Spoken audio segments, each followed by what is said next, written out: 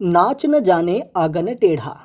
ये वाली कहावत आपने सुनी होगी ना कि नाच न जाने आंगन टेढ़ा, मतलब नाचना तो आ ही नहीं रहा है और कह रहे हैं कि आंगन यानी कि जिस फ्लोर पर डांस कर रहे हैं वो टेढ़ा मेढ़ा है। तो इसी तरह की हालत हमारे देश के विपक्षी दलों का हो गया है। उनको खुद ही नहीं पता वो क्या कर रहे हैं और अपने पैर पे कुल्हाड़ियों पर कुल्हाड़ियाँ मारते जा रहे हैं। जय हिंद, नमस्कार, मैं मोहन पाठक और आज बात करेंगे प्रधानमंत्री नरेंद्र के ऊपर, फिर से नरेंद्र मोदी जी के ऊपर एक बार फिर से कांग्रेस के या विपक्षी दलों के द्वारा एक बार फिर से अविश्वास प्रस्ताव लाया गया है। हालांकि इनको पता है कि अविश्वास प्रस्ताव लाने से कुछ होने वाला नहीं है, लेकिन एक माहौल बना रहे हैं, चुनावी सरगर्मियों का माहौल चल रहा है। तो मामला क्या है, मणिपुर के विवाद को लेकर जिसमें महिलाओं के साथ छेड़छाड़ की गई थी, और छेड़छाड़ी नहीं, उनको बुरी तरह से अभद्रता उनके साथ की गई थी, जिस पर मैंने एक पूरा लेक्चर लिया हुआ था, लेकिन उसको लगातार 2 बार और एक दूसरे चैनल पर जब मैंने उसको अपलोड किया तो वहाँ से भी उसको हटा दिया गया। बताया गया कि आपका कंटेंट सेक्सुअल है, जबकि बड़े बड़े चैनलों ने और भी सारे लोगों ने उसको एक्सप्लेन किया हुआ है। सेम वही फ़ोटो यूज किया है, सेम थंबनेल उसी प्रकार का है, और हमने जब उस पर किया तो इन्होंने हमारे वीडियो को डिलीट कर दिया है। आपको मैं उसके स्क्रीनशॉट यहाँ पे दिखा दूंगा। तो बात करते हैं अविश्वास प्रस्ताव के। तो मणिपुर की जो घटना थी, मेरे वीडियो को डिलीट किया गया। खैर, मेरी आवाज़ कुछ लोगों तक नहीं जा पाई, आप लोगों तक नहीं जा पाई, उसके लिए हम माफ़ी चाहेंगे। लेकिन क्यों हमारा वीडियो डिलीट किया गया मुझे नहीं पता, और एक बार नहीं, उसको 3 बार वीडियो डिलीट किया गया है, ठीक है। और एक चैनल पर नहीं, 2 चैनल पर डिलीट किया गया है। खैर, उसको छोड़ते हैं, आगे बढ़ते हैं और अपने लक्ष्य की तरफ आगे बढ़ते चलते हैं। तो मोदी सरकार ये कह रही है कि आप लोग आइए, हम लोग संसद में चर्चा करते हैं मणिपुर की हिंसा को लेकर। लेकिन विपक्ष भी यही मांग कर रहा है कि प्रधानमंत्री को आना चाहिए लोकसभा में, हम लोग यहाँ पे चर्चा करेंगे। और जब सरकार पक्ष तैयार हो रही है तो विपक्ष पार्लियामेंट से गायब हो जा रही है, बाइकआउट कर दे रही है। मतलब कुछ समझ में नहीं आ रहा है कि विपक्ष का चल क्या रहा है। भाई, या तो तुम चर्चा कर लो। पिछले 10-9 सालों से हम लोग देख रहे हैं कि विपक्ष जो है वो चर्चा किसी बात पर करता ही नहीं है। एक तो नरेंद्र मोदी संसद में कम बोलते हैं, जब बोलने के लिए तैयार होते हैं तो जब वो बोलते हैं तो ये लोग हल्ला मचाते हैं, और हल्ला मचाते हैं तो प्रधानमंत्री बोल नहीं पाते हैं। तो ये सारी चीज़ें जो है ना, जनता देख रही। भाई, पहले का ज़माना चला गया कि आप लोग पार्लियामेंट में क्या कर रहे हैं। अखबारों में छपती थी, जो लोग अखबार पढ़ते थे उन तक ये न्यूज़ पहुंचती थी। आज मोबाइल का ज़माना है, टीवी का ज़माना है, और हर किसी के हाथ में मोबाइल है और उस तक न्यूज़ पहुंच जा रही है कि आप लोग क्या खुरापात वहाँ पर कर रहे हैं, चाहे सत्ता पक्ष हो चाहे विपक्ष हो। जनता ये भी जान रही है कि मणिपुर में भाजपा सरकार क्या कर रही है, और जनता ये भी जान रही है कि संसद में विपक्ष क्या कर रहा है या विपक्ष क्या करवा रहा है। राजस्थान में अगर ऐसी घटना घटती है तो विपक्ष अपने मुंह पे पट्टी बांध लेता है। बंगाल में, पश्चिम बंगाल में लोगों को सरेआम मारा जाता है, महिलाओं को जिंदा जला दिया जा रहा है, उस पर विपक्ष शांत हो जाता है। उत्तर प्रदेश में हाथरस वाला कांड आपने देखा था, एक जो कांड हुआ था उसको लेकर पूरा देश में हो हल्ला मचा था। राजस्थान में सेम ऐसा ही काम हुआ, कोई नहीं बोला। तो ये जनता देख रही है, सबको पता है कि आप लोग कर क्या रहे हैं। और बीजेपी की बात करें तो बीजेपी भी उसी प्रकार से है। जब दूसरे राज्यों में कुछ हो रहा है तो हो हल्ला मचा रही है, अपने राज्यों में कुछ हो रहा है तो साइलेंट हो जा रही है, कार्रवाई कर रहे हैं, ऐसी बात कर रही है। तो मणिपुर को लेकर काफ़ी लगातार बातें चल रही हैं। तो आइए बात करते हैं क्या है पूरा मामला। तो 50 सदस्यों के हस्ताक्षर जब हो जाते हैं तो आप किसी भी अविश्वास प्रस्ताव को ले जाकर लोकसभा अध्यक्ष के पास पहुंचा सकते हैं। ये इसका प्रोसेस होता है, कम से कम 50 सांसद ऐसे होने चाहिए जो उस लोकसभा सदस्य हों और वो हस्ताक्षर करें, और उसके बाद वो मंजूर हो जाती है। तो कांग्रेस सांसद गौरव गोगोई ने बुधवार को यानी कि 26 जुलाई को केंद्र सरकार के लिए यानी कि मोदी सरकार के खिलाफ अविश्वास प्रस्ताव लेकर आए, और जो नोटिस था लोकसभा अध्यक्ष ओम बिरला को दे दिया था, और इसके बाद लोकसभा स्पीकर ने इसको मंजूर भी कर लिया था। लेकिन मणिपुर में जो जातीय हिंसा के मुद्दे पर विपक्ष लगातार प्रधानमंत्री के बयान की मांग कर रहा है।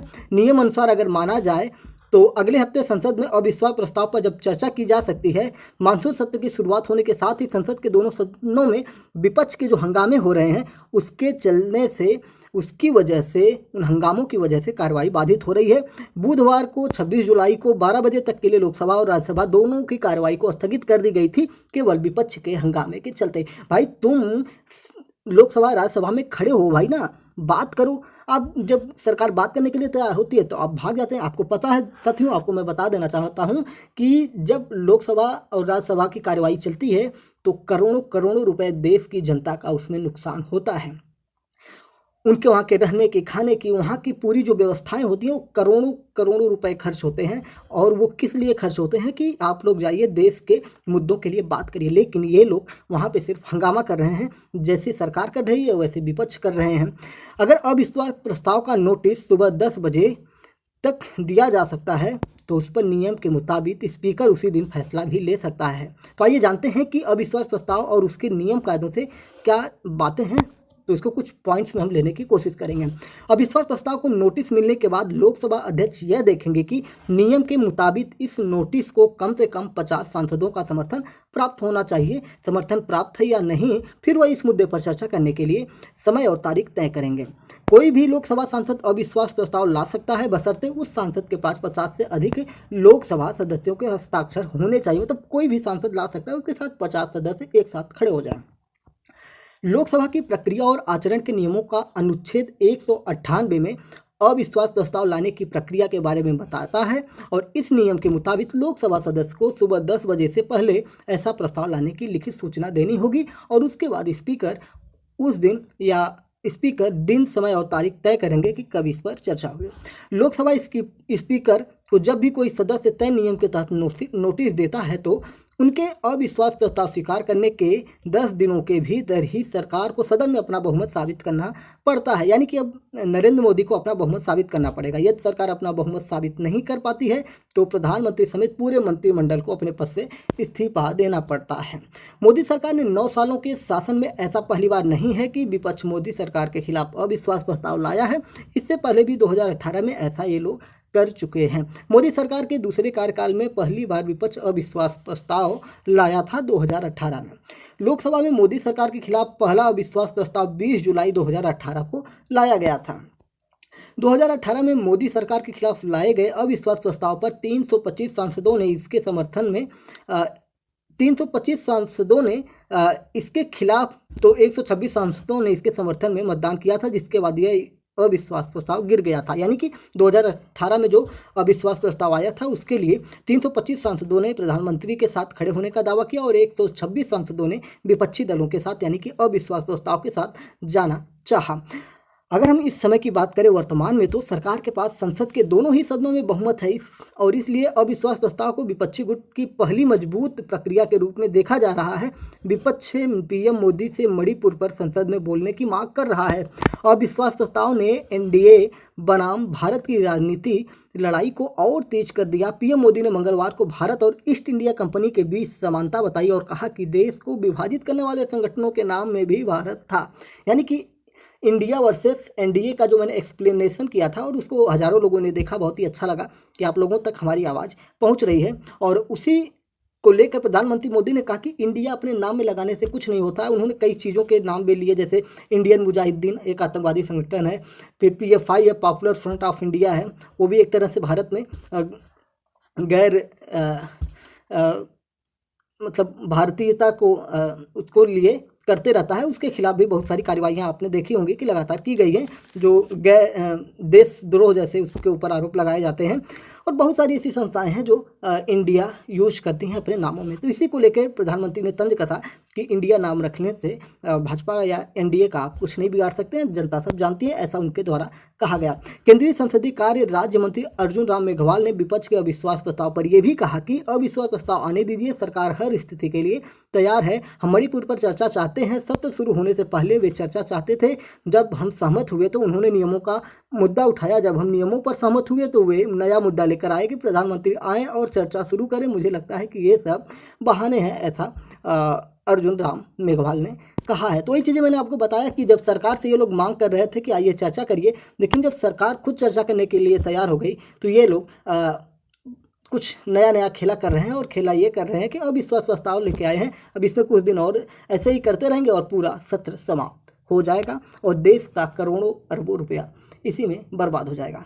तो उम्मीद है कि अब आप इस बात पर अपने विचार कमेंट बॉक्स में ज़रूर फेंकिएगा कि क्या अविश्वास प्रस्ताव लाना ज़रूरी था, जब इनको पता है कि इससे कुछ नहीं होने वाला है। लेकिन अगर आप चर्चा किए होते तो आप नरेंद्र मोदी हो या भाजपा के सरकार के मंत्री हैं, उन्हें आप लोकसभा या राज्यसभा में खदेड़ सकते थे। वहाँ पे उनको लगातार अपनी बातों से, उनको अपने जो आरोप हैं उससे, उनको जनता की समस्याओं को, जनता की बेरोजगारी को वहाँ पे डायरेक्ट आप फेस टू फेस बात कर सकते हैं। सिर्फ आप लोग मीडिया में, दो लोग इधर से मीडिया में बोल देंगे, दो लोग इधर से मीडिया में बोल देंगे, दिन भर टीवी पर पकड़ पकड़ करते रहेंगे, लेकिन जब बोलने का समय आएगा लोकसभा में तो वहाँ से आप लोग बाइकआउट कर देंगे और अपने आप को सच्चा राष्ट्रवादी बताते फिरेंगे। जनता सब देख रही है।